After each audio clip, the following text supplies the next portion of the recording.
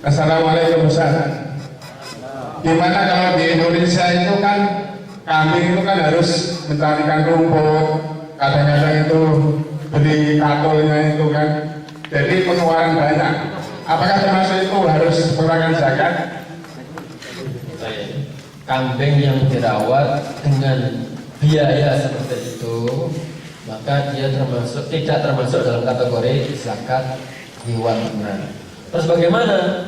Nanti kalau kita jual, misalnya kita punya 100 ekor unta kambing, 100 ekor kambing, dan caranya kita kandangkan, kita kasih makan, kita kasih minum, ada nggak zakatnya? Tidak. Terus bagaimana? Dia kan kaya, nggak apa-apa.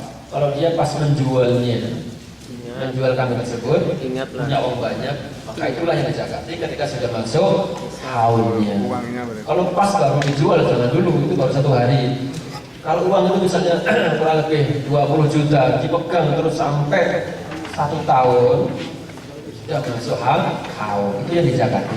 Jadi bukan jumlahnya. Seperti orang punya ayam misalnya, ayamnya punya 10.000 ekor. Apa dizakati? Tidak. Ayam nggak dizakati. Apa gimana? Pas nanti kalau dia menjualnya. Paham ya? Sama juga nanti itu masalah buah-buahan. Ya memang kalau misalnya ibu sekalian, semangka itu tidak ada zakatnya ya. Kita punya ton semangka, tidak ada zakatnya. Tapi pas kita jual, kita kaya kan? Nah, uang itulah yang nanti kita zakati jika sudah masuk haulnya. Itu ya nanti nilainya, bukan bendanya. Bismillahirrahmanirrahim. Assalamualaikum warahmatullahi wabarakatuh. Ustaz, mau nanya soal haul dan nisab. Bagaimana kalau seandainya ada seseorang yang tidak memiliki harta benda sekecil apapun, sedikit apapun, anggaplah miskin apalah, setingkal tanah pun tidak punya, apalagi sampai tempat, apalagi untuk bikin rumah, tempat bikin rumah nggak punya. Kemudian tiba-tiba dia mendapatkan rezeki yang berlimpah dari Allah Subhanahu wa taala. Anggap dapat gaji yang kalau gajinya bisa mencapai nisab atau kita mengeluarkan zakat, apakah kita mesti menunggu haul dulu, ataukah langsung wajib mengeluarkan zakat, atau bikin rumah dulu sama beli tanah untuk setelah itu baru wajib zakat? Sekian, terima kasih. Orang itu namanya orang kaya mendadak. Miskin tiba-tiba majikannya ngasih uang 50.000. 50.000 real. Di kampungnya dia tidak punya rumah, tidak punya apa-apa, tapi di memang dia miskin kan? Sama aja punya uang 50.000. Tanya hadiah, dari sedekah, dari zakat. Nah, 50.000 itu sekalian, itu sudah masuk nisab, sudah masuk nisab. Tapi uang itu baru dia terima 1 hari. Berarti belum memenuhi syarat yang kedua, belum haul. Tidak wajib dizakati. Maka uang itu silakan dipakai untuk kebutuhannya, membuat rumah, atau dia nggak mau ke rumah, saya nggak suka rumah, disimpan aja di bank. Dia ikhlas makannya sedikit-sedikit, makan tamis, makan apa gitu ya, full sandwich gitu. Akhirnya sampai setahun uang itu masih 45.000, meskipun nggak punya rumah, wajib dizakati. Jadi uang itu sudah masuk haul. Itu Pak ya, jelas ya. Jadi nunggu setahun. Kalau masih ada, masih cukup nisabnya itu dan sudah setahun, maka wajib dizakati. Kalau berkurang nunggu lagi Pak ya? Berkurang tidak apa-apa, tapi kan nisabnya kan kalau real kurang lebih itu kalau saya hitung itu 15.000. Jadi kan standarnya adalah emas kurang lebih 85 gram. 85 gram, coba antum hitung 1 gram misalnya 200 rial. 42 juta. 42 juta. Enggak menggunakan real aja. Tadi kan saya bilang 50.000 rial. Coba sekarang hitung 85 kali 200 rial. Coba berapa ketemunya? Cepetan, dia. Berapa ketemunya? 85 kali 200 berapa ketemunya? Coba ada kalkulator, ada itu, nggak ada yang hitung. 170. 17.000. Ya itu 17.000. Oh 170. Nolnya hilang 1. katanya 170.000. 17.000. Anggaplah 17.000 real. Nah, orang yang punya uang senilai 85 gram emas wajib dizakati. Maka kadang-kadang rekor kan, kalau harganya 200 berarti sekarang 17.000. Kemarin kenapa saya bilang 15.000? Karena pada saya hitung harganya 180-an. Nah sekarang saya bilang 200, maka keluarnya adalah 17.000. Tadi saya bilang 50.000, dipakai sampai tinggal 17.000. Jadi ini masih setahun harus dizakati. Jadi nisabnya adalah seukuran emas 85 gram. Bukan kok 15.000 atau 17, tidak, seukuran. Karena apa? Setiap tahun, setiap saat emas itu akan naik turun. Jadi seukuran harga emas 85 gram. Meskipun juga ada rekor lain, ada yang 92, ada yang 82, tetapi yang paling tengah adalah 85 gram. Bismillah. Mengenai zakat harta benda atau uang kan digunakan standar emas. Di dalam hadis diterangkan ada hadis menjelaskan mengambil standar paling rendah. Sementara di sini ada dua standar emas atau perak, ini yang dipakai yang mana satu. Yang kedua masalah zakat buah-buahan seperti kalau diairi itu kan 2,5%. Sementara kalau ada hujan itu 5%. Nah sebenarnya gimana buah-buahan yang lain seperti kalau tadi disebutkan semangka, ketika itu diuangkan, apakah pengambilannya sama dengan zakat yang tadi 5% atau yang 2%? 2,5%. Terima kasih. Dengan biaya atau enggak? Tadi pertama apa tadi yang pertama? Standar Yang pertama, emas. yang pertama saya bilang bahwasanya sebetulnya dua-duanya boleh kita gunakan mau standar emas atau perak. Kalau kita menggunakan standar perak, berarti siapa yang punya uang kurang lebih 1.700 sudah mau zakatnya. Coba sekarang ambil 2,5% dari 1.700 itu punya berapa? Ini nggak ada yang pintar matematika deh. Coba dihitung 1.700 diambil 2,5%-nya berapa? 44,5. Betul. 44 real, 5 halalah. Anggaplah 40 real ya. Ayo. Sekarang gitu sekarang 17.000 ini yang emas ini diambil 2,5%-nya berapa? Siapa yang mau jawab ini? Coba Pegawai bank harus seperti itu. coba sekarang hitung 17.000 diambil 2,5%-nya berapa? 440. Berapa? 440. Nah sekarang ketemu cepat aja lah kurang lebih. Kalau kita standarnya perak cuma 40 real. Kalau menggunakan standar emas berarti 400-an. Beda kan? Sama aja menggunakan emas atau perak, sama aja keluarnya juga begitu. Kalau standar kita emas, ya keluarnya banyak. Kalau perak keluarnya, beda kan? Jadi nisabnya sama 2,5%. Nisab itu zakatnya. Nisabnya yang apa namanya sama aja. Kalau sudah nisab, sudah masuk ukuran nisabnya, maka yang dikeluarkannya sama berapa? 2,5%-nya. Dua-duanya sama. Paham? Jelas gitu ya? Yang kedua, masalah buah-buahan tadi itu. Yang diairi, yang tanda hujan memang berbeda. Kalau tanda hujan, maka zakatnya adalah 5 berapa? Kalau tanda hujan adalah 10%-nya. Kalau yang diairi 5%. Ingat ya mas kalian, ini adalah apa namanya buah-buahnya yang bisa disimpan seperti kurma, padi, jagung, kacang dan sebagainya.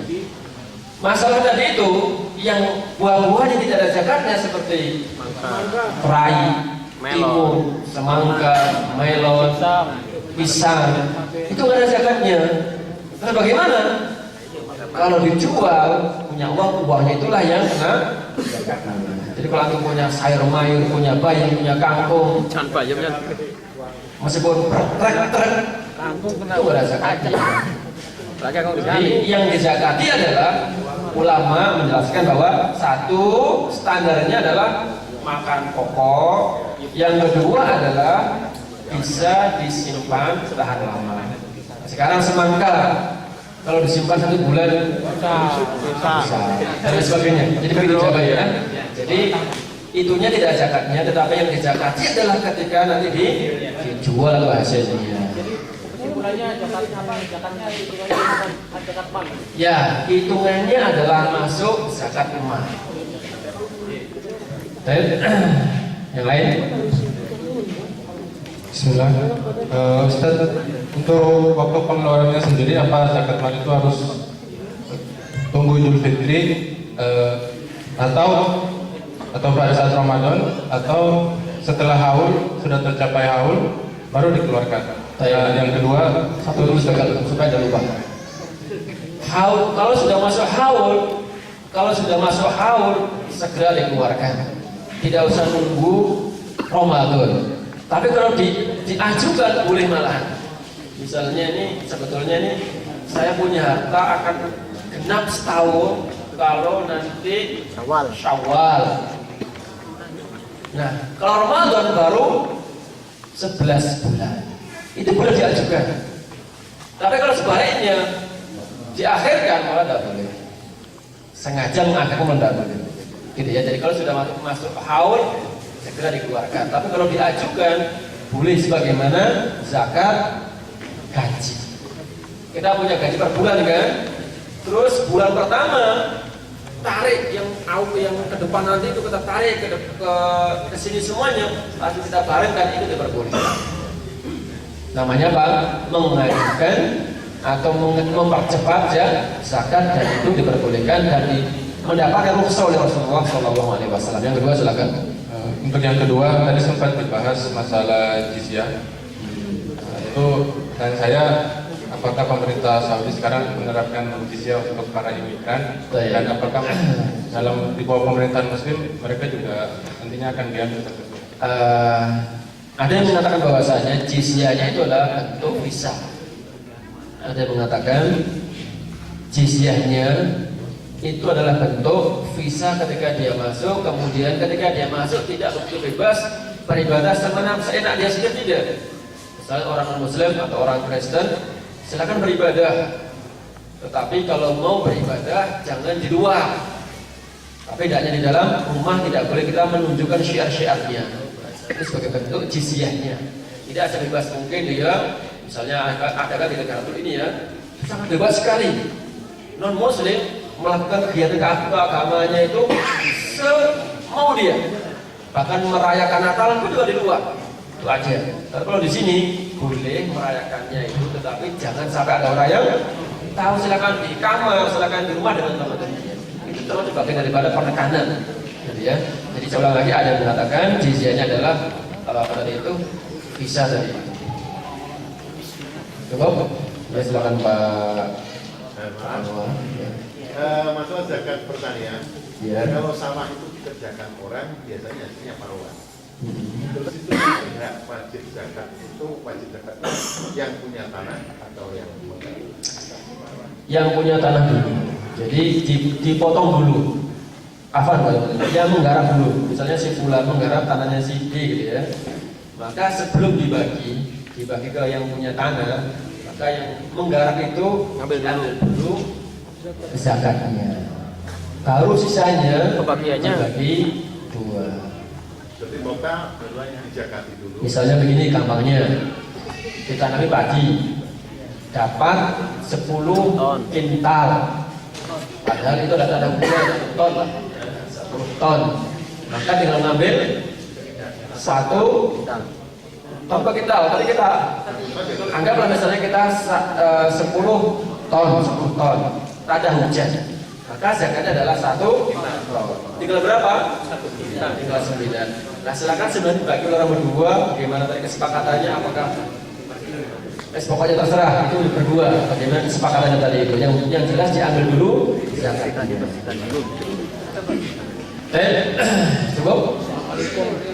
Nah, Ustaz, saya mau tanya ini, apakah boleh kita zakat sama anak cucu gitu? Cuman itu Ustaz. Anak apa cucu? Anak cucu. Anak sama cucu. Anak juga. Bagaimana cucu? Tidak boleh. Tidak boleh. Nah, Tidak boleh kita beri zakat baik mal maupun fitrah kepada orang yang di bawah kita, anak cucu tidak boleh. Demikian pula bapak, kakek juga tidak boleh. Tapi ini jalan keluarnya kasih orang dulu, sudah diterima orang tersebut Kembalikan. dikembalikan. Pura-pura itu. Nah, Pura-pura kalau memang asli begitu. iya itu permainan. Bukan asli atau pura-pura. Mainan. Permainan lah. Orang kaya katanya Ustaz. Iya Orang di kaya kampung katanya. saya. Baik. Kalau memang ada seperti itu, jadi orang yang tadi dikasih sedikit lagi nisbah. Iya cuma Kasih fee gitu ya. Tapi ingat nanti itu kalau sudah kamu pegang, kembalikan ke anak saya gitu ya. Kan tidak boleh. Seperti ini mas kalian, seperti orang cerai 3. Orang itu sudah tolak kita 3, kan tidak boleh lagi Kawin. rujuk kan?